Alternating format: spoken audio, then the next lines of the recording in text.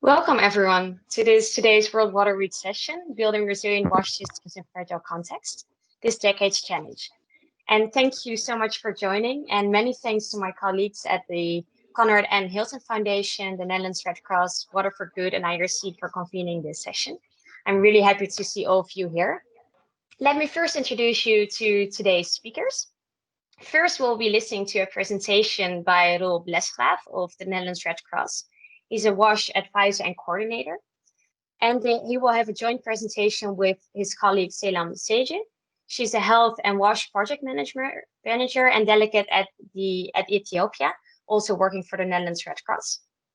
Followed by a short presentation by my colleague Arno Adegodo of IRC and David Darmi, who is a director of international partnerships at Water for Good. Behind the scenes, I'm being supported by my colleagues Ingeborg and Dee. Many thanks for helping me out. And my name is Evita Rosenberg. I am a program officer at IRC, and I'll be your moderator for today. So we have seen in the Mentimeter results that we have people joining from also the government and the private sector, but especially also from the humanitarian and development field in the WASH sector, water sector, but it could also be another field, of course, in development. And some of you might already be familiar with this debate that has been ongoing for a long time on the need for collaboration between the two sectors or fields of work, especially in a fragile context facing climate change, armed conflict, health pandemic. However, some of you might not be all too familiar with the topic. And therefore, the online learning platform, the WASH Systems Academy, developed this short animation. So Dee, feel free to turn on and enjoy the video. Building resilient wash systems in fragile contexts. Securing access to safe water, sanitation and hygiene has always been a complex challenge. But what happens when crisis hits? When there is a sudden armed conflict, natural disaster, or pandemic? For fragile states, often relying on international development assistance, such shocks can have an enormous impact. To have access to essential services like water and sanitation, humanitarian actors provide immediate relief to urgent needs. Development assistance for WASH, water, sanitation, and hygiene aims to have a long-term focus. It works with governments at all levels to decrease aid dependency, creating and strengthening national and local systems and capacities for planning, finance, monitoring, and maintenance of those services. Both humanitarian and development assistance strive for a better and more sustainable future for all, but often operating in silos. We need to rethink this approach. We need a systemic way to strengthen institutions and processes, to identify synergies that address immediate needs and still contribute to lasting sustainability. That's what the Humanitarian Development Nexus is all about. It's time for the humanitarian and development sectors to work together and build resilient national and local systems that can provide services to all in the face of any crisis, for now and into the future.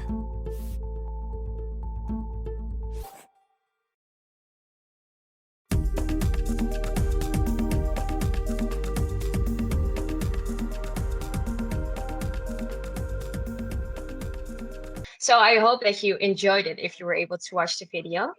And now we'll be first listening to a presentation from the humanitarian perspective around building resilient WASH systems, a step towards resilience in the Somali region, Ethiopia, by Selam Seje and Roel Blesgraaf. And as this is a pre-recording, feel free to leave questions. And if there are small questions, Roel and Selam that are joining this session online as well might be able to respond. And otherwise, we'll pick the questions up during the plenary discussion. Good morning, all of you, and thanks for joining our session during the World Water Week at Home. My colleague Selam Seje and I will explain briefly some lessons learned from Somali Region, Ethiopia, several projects we did there. I want to start a little bit with introducing the humanitarian principles and also the Red Cross. Then we explain a little bit the project and Salam will explain some dilemmas we faced, and I will close at the end. First, humanitarian principles. I think if we talk about humanitarian development nexus, it is important to distinguish and to recognize why we are different sectors, basically, because development actors usually work on reducing poverty with specific strategies for a long term, in a whole of society approach, and also in a social contract between state and population. So there's a strong role for the government there. While on the other hand, humanitarian organizations work more to really save lives and alleviate human suffering, address the most urgent needs, and of course also work on protection issues on the longer term, but really on a temporary basis, substituting authorities and working impartially and neutrally. Trust is really important. So that's, I think, good to know. And then if we zoom into the Red Cross movement, I want to briefly explain a little bit how we work, because it's not just one organization, but there are several. First, in the left, you see the International Committee of the Red Cross, the ICRC, who is the lead agency in conflict areas. On the right hand, you see the International Federation of the Red Cross and Red Crescent Societies, which is the lead agency in responding to natural disasters. And then, of course, in almost every country in the world, there's a national society as well. And the movement constitutes about 13 million volunteers and 80 million members. And we come together around 7 fundamental principles. I won't go all of them, but as I said before, our aim is to alleviate human suffering and save lives, so the principle of humanity. And then there are 3 principles of neutrality, impartiality, and independence, to really ensure that we don't choose any side or make choices based on religion or race. And we also, although we have an auxiliary role to the government, we are independent, and to also ensure that, and there are several sides, we don't take one side. And there are the principles of voluntary service, unity, and universality. And with that, I give the floor to Salam to briefly explain the projects and the region, Somali region. And over to you, Salam, in others. Thank you, Rol. Good morning, everyone. I'm presenting from Addis Ababa, the project that we implemented in partnership with the Ethiopia Red Cross Society. So to give you a little bit background on the context, we implemented a project, a 4-year project in partnership with Climate Center and Wetland International. This region is the 2nd largest region in Ethiopia. It has 5.7 million inhabitants, and mainly pastoralist community residing in a very large dry plains, and the majority are Muslim, around 95%. Ethiopia follows a system. This is one of the upcoming region in Ethiopia. Other important elements to mention about this region is that it's a region that is suffering from several disasters and hazards. This region, it has been having flash floods since 2016, followed by a drought, another flash floods in 2018, and then internal conflict based on the political issue, as well as resource-based conflict. We also have had some natural disaster as a result of the desert locust infestation in the area, and now we are confronted on COVID. So this region, because of the several hazards and disasters that happens, also there are ongoing disease outbreaks like cholera and malaria that the community have to deal with. This is in addition to displacement that follows the internal conflict. So for the Netherlands Red Cross, we implemented a project between 2014 and 2018 following a resilient approach that looked at 3 sectors. One is the food which we focused on food security, the second one on the WASH, which we looked at water security, and then following also the disaster risk reduction approach, where we looked into early warning and early action, particularly for hazards that are related to climate, where we also looked at the issues of climate change and adaptation, and also having a community-based disaster risk reduction group really working on that topic. So the food security element really looked at both agriculture and livestock. The water one looked at water conservation, development of water infrastructure, and also management of catchment areas, particularly looking at both dryland and wetland. This is also one of the elements that we had to work with the Wetland International. So within this context, we implemented this 4 years project.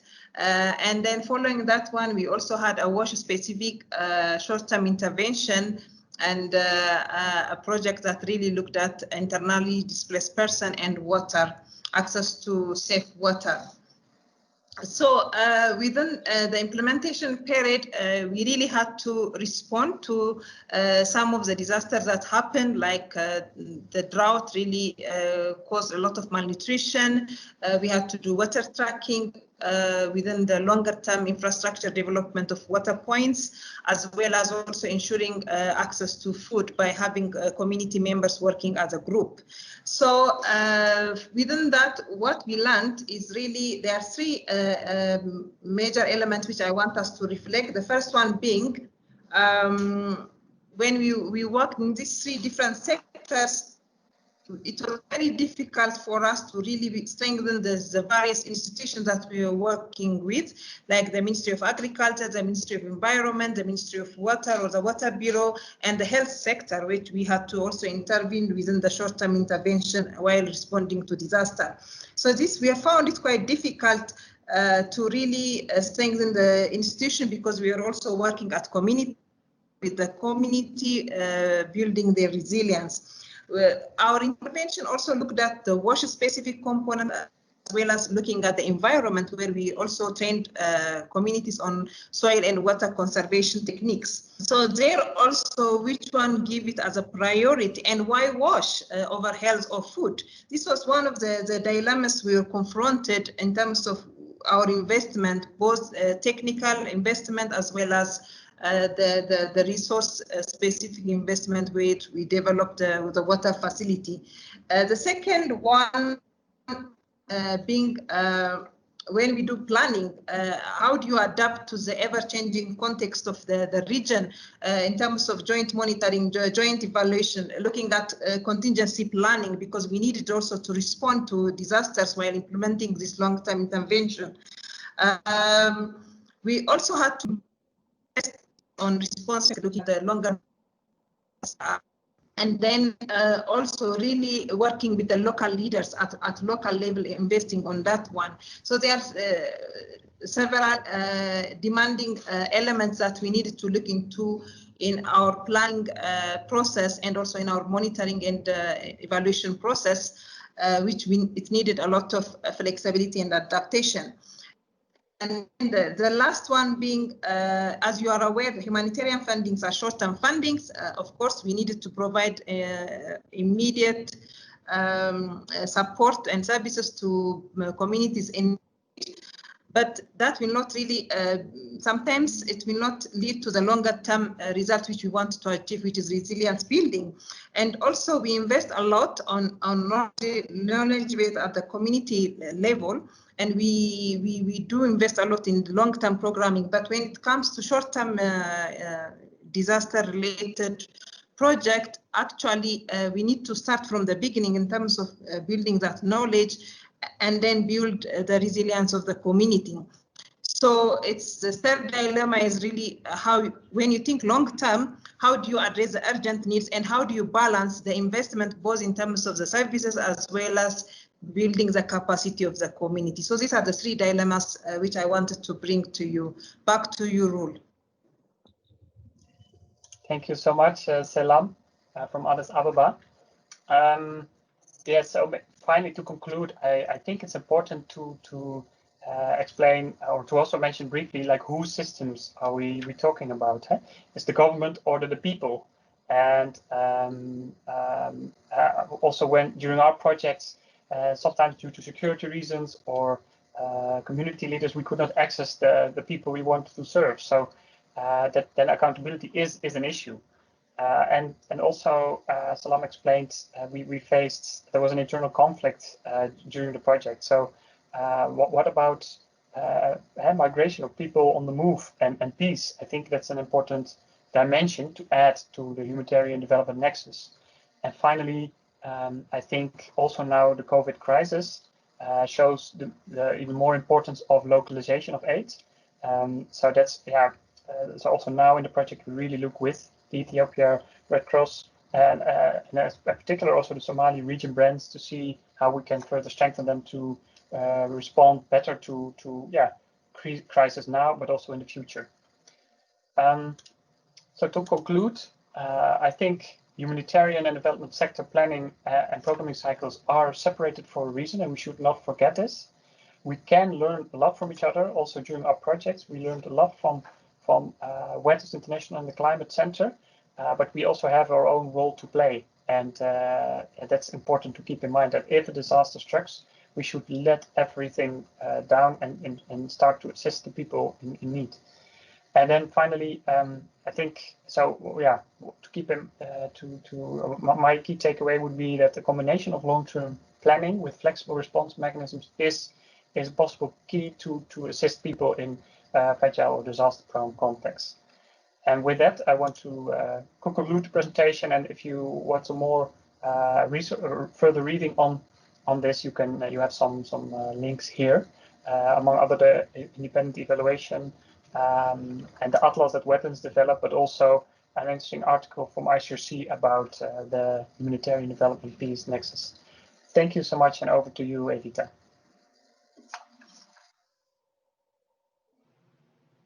Perfect. Thank you all for listening in, and thank you, Oro and Selam, for your wonderful presentations. I see some questions are already coming in, but we'll take them during the plenary discussion at the end, so feel free to add more questions here. But first, we'll be watching two other short presentations on building resilient wash systems from the development perspective on lasting wash systems in Burkina Faso and the Central African Republic. We'll first start with a presentation by my colleague Arno, followed by a presentation by David of Water for Good. Enjoy. Good morning, dear participants. I'm Arnold Ajagudo, Advocacy Officer working for IRC Burkina Faso. I'm very pleased to share with you a part of our experience on the way of strengthening wash systems at national and local level. Next slide, please. In Burkina Faso, as you know, it's a Sahel country facing enormous challenges in terms of access to wash, such as water scarcity, lack of service, lack of financing or accountability. Since 2015, Burkina Faso is facing terrorist attacks with more than 800,000 internally displaced persons. In this case, emergency needs and fighting terrorism make that the wash budget is reduced. In the country,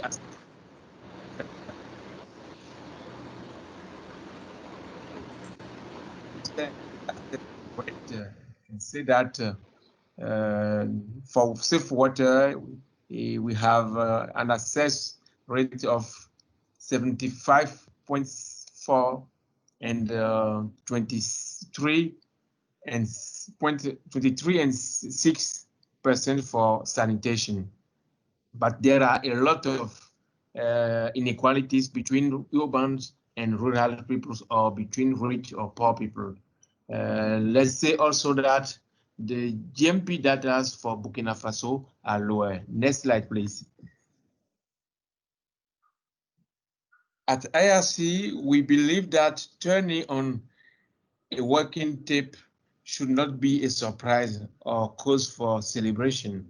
We believe that if developing countries such as Burkina Faso want to make sustainable progress on SDG 6, it's essential to master and establish solid wash systems. For this, we use building blocks framework where we work on all aspects of the systems: monitoring, policy and legislation, finance, accountability, etc. So IRC in Burkina Faso works to support the ministry and municipalities to learn from the wash experience, from the wash service management systems, test service models, and influence policy for effective implementation for all pillars of strong wash systems in the context of in where the government is focused on emergency needs. Next slide, please.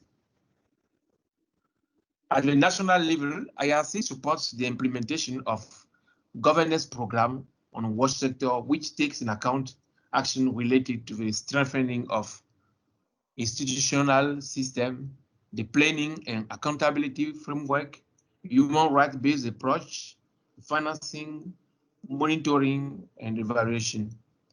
IRC Burkina Faso supports also the Ministry of Water in the capitalization of practice and lessons learned from current experiences with tools shared at seminars and symposium. IRC Burkina Faso assists the ministry in understanding and implementation of the wash sector reform. Next slide, please. IRC has initiated an alliance of CSOs and media to influence wash policies and improve citizen demand for accountability.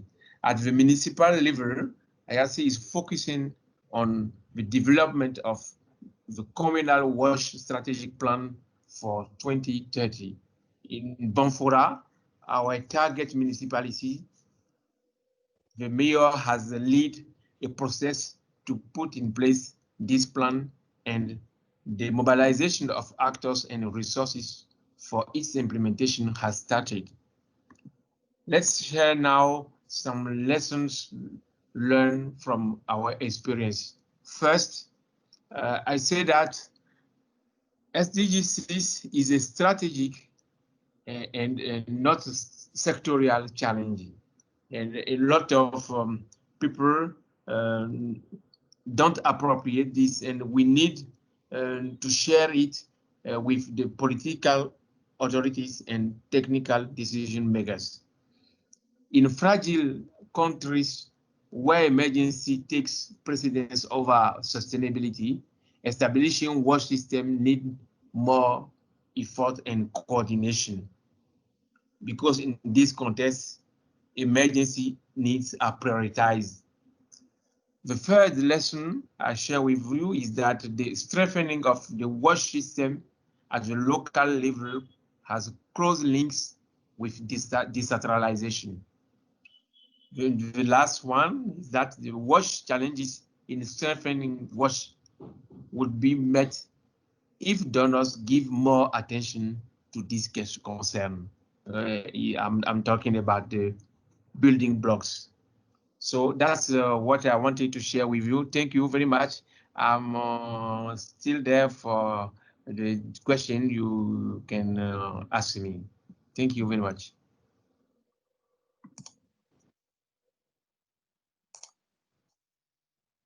Excellent. Thank you, Arnaud. Dee, could you turn on the presentation of David? Hello, my name is David Diarmi. I'm the Director of International Partnerships at Water for Good. It's a pleasure for me to give you this presentation on ways we believe Water for Good has been working towards system strengthening in the Central African Republic. So the Central African Republic has been experiencing fragility in many ways, but key dimensions are economic, security, and societal fragility.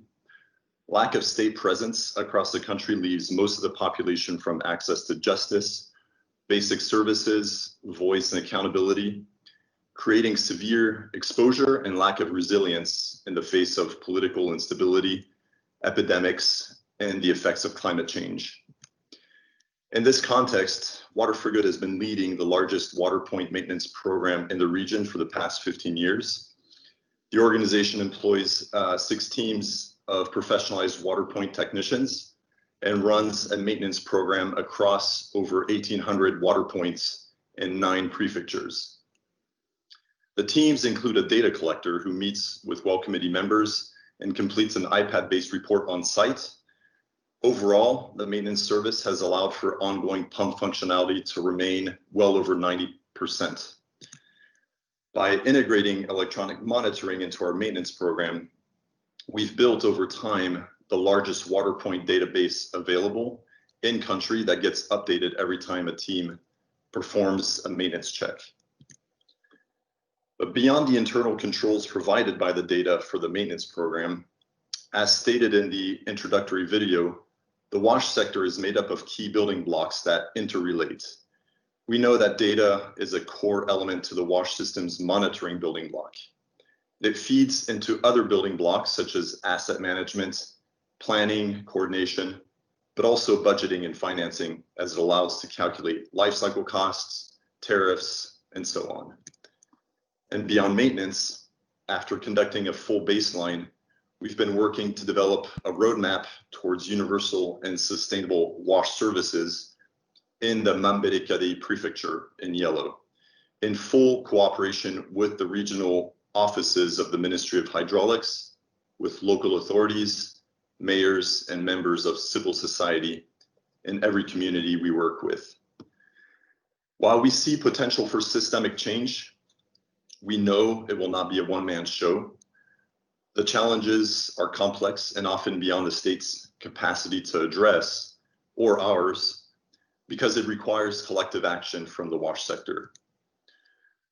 The challenge of improving the WASH system requires, as we all know, that all available stakeholders work together. Building a roadmap has brought to light various aspects of the WASH system that need troubleshooting. Among these aspects are, first of all, a roadmap in itself is not enough. It takes strong, effective communication across the sector on an ongoing basis. Most organizations involved in the WASH activities in the country work with short-term funding and limited resources, and often come and go within geographical areas of the country. So that presents an important challenge in terms of communication. We also know that common shortcomings in fragile contexts evolve around the lack of state capacity to monitor its WASH infrastructures, keeping the sector from being able to plan, build, and create resilience, thus keeping swathes of people out of the sustainable WASH loop. Efforts are underway to make our ongoing monitoring available for the sector in collaboration with other organizations and the Ministry of Hydraulics. As much as the data we collect has helped improve our internal resource allocations, we're confident that sharing up-to-date data can serve other organizations to better allocate their own resources and how they intervene. The point is that data needs to become a catalyst for systems change, especially since leaving no one behind is mostly about the people living in fragile contexts. Understanding stakeholders' internal dynamics and needs will also help define how each player can better integrate the WASH system team and have incentives realigned to do things differently. And finally, each stakeholder needs to seek ways to build new forms of alliances and partnerships, doing things differently. This requires energy and time all organizations feel that they don't have, but it's important actually to stay proactive. So I encourage organizations to identify its own system champions who can think outside the box and work on the system. Your organization certainly has specific strengths and skills that can serve the sector. Thank you very much for your attention. Perfect. So I hope you found the 2 presentations on the topic insightful. And now we have a bit more time, only a little bit, for 2 more questions, because it's unfortunately only a 45-minute session. And we can unfortunately not take all of the questions that were posted in the chat box. But there are 2 questions that we noted that we found really interesting. And the first one is especially, I would like to ask Roel or Selam to take. It's a question by Maarten van Middelkoff. It says, Roel mentioned the nexus of emergency and development.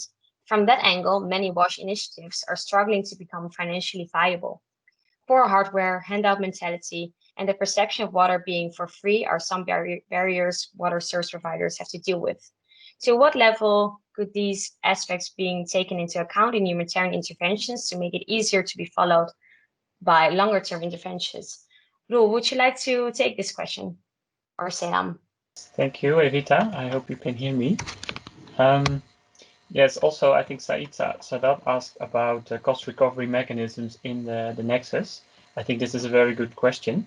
Well, for us, of course, life saving is key first, but if you indeed have a longer term approach, and you have, as we had in this region, several years, then of course you can work with the WASH cluster and other organizations and see how the regulation works, and if other projects also have cost recovery mechanisms.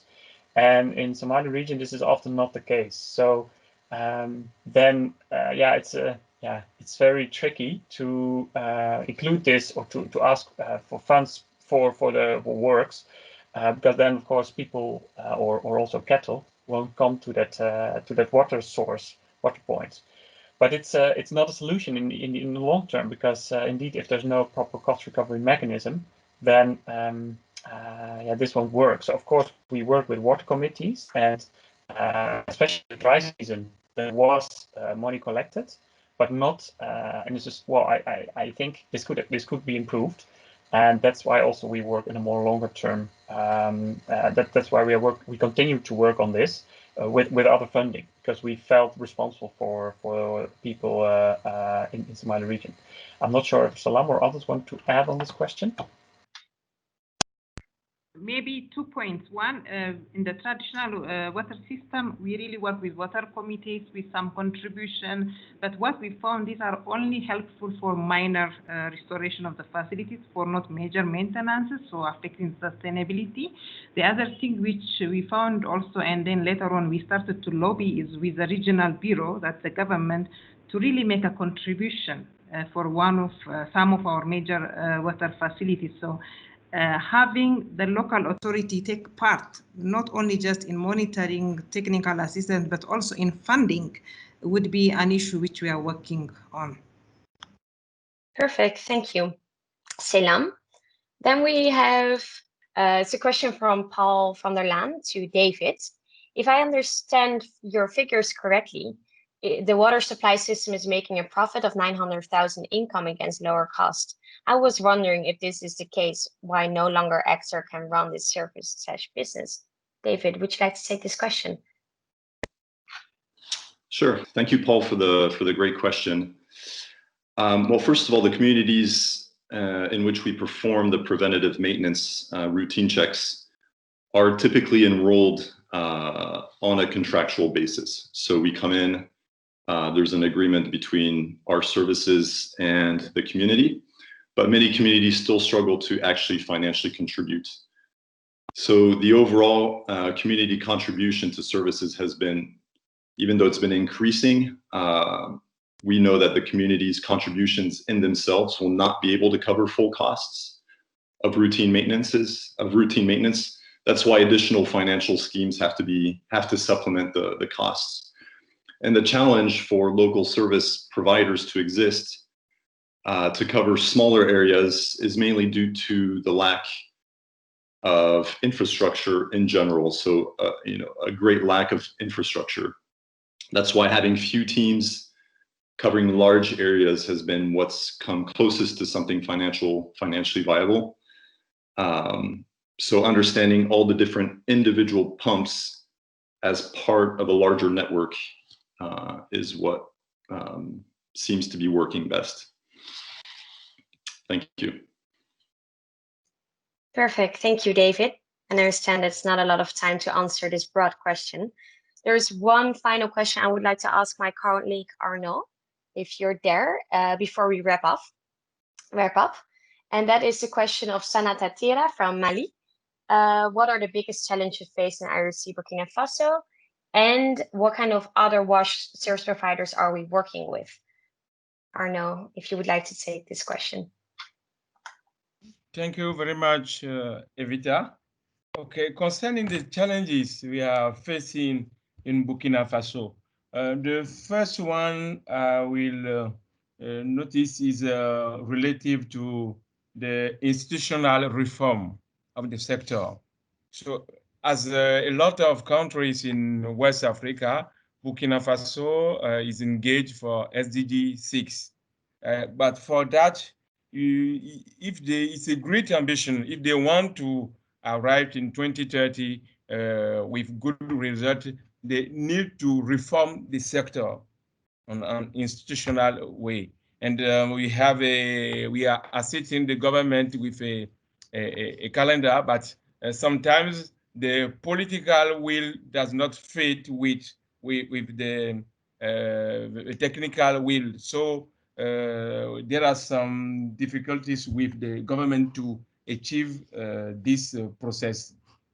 The second problem we have is also related to the framework for monitoring concerning WASH in Burkina Faso. Presently, the public indicators are not in phase with the GMP indicators.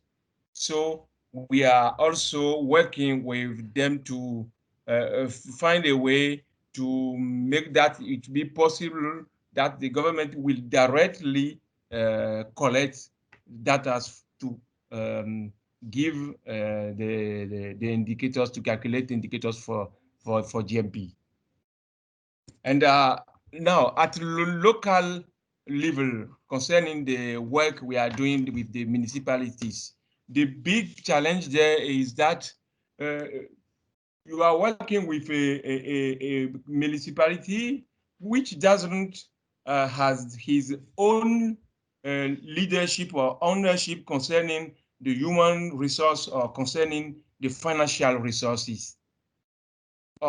We have seen that WASH challenges are not sectorial challenges, it's a strategic challenge. So they need to have really their hands on to control a lot of intervention at the local level, but they don't have this power, and they don't have the means for that. That's why we are really working for them. With them, we are also working to coordinate the intervention related to decentralization. Perfect. Thank you, Arnaud. And as you know, this topic of building resilient wash systems in fragile contexts, you cannot talk about it in only 45 minutes. And the session or this discussion is very much ongoing and also very relevant. So I would like to recommend you 2 other sessions that are happening during World Water Week that are linked to this particular session. First, this coming Friday at 2 p.m., there is a session on the launch of the UNICEF Water Under Fire report. I read the first one and I thought it was very well. And also today at 3:30 p.m., there is a session on a paper around wash system strengthening in fragile context that's presented during the Agenda for Change session. And this paper is written and led by Aquaconsult together with Water for Good and Oxfam. Also, we as IRC are looking for co-sponsors to further develop a Wash Systems Academy module on wash system strengthening in fragile context, for which we're still looking for co-sponsors, co-conveners. So feel free to reach out. The animation was a short teaser. And very last but not least, we'll also share the report of this session, the recording, additional links, some extra information perhaps to the questions, and the report later to you. And before then really closing the session one more time, I would like to thank you all for joining. I would like to thank the wonderful presenters and and have a wonderful day. Thank you. Bye-bye.